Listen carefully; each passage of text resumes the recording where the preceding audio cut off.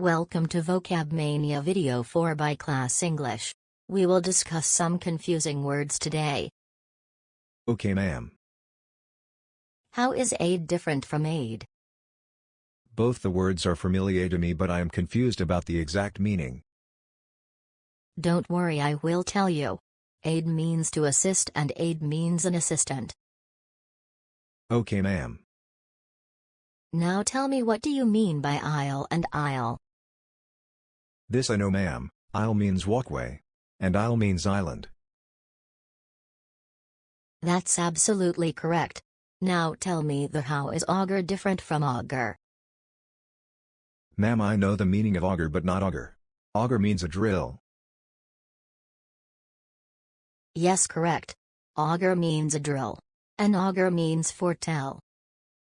It's time to do quick revision of what we have learned today. Sure, ma'am, let me repeat. Aid means to assist, aid means an assistant. Aisle means walkway, and aisle means island. Auger means a drill, auger means foretell. Do like and subscribe our channel for more such videos and hit that bell icon for notification.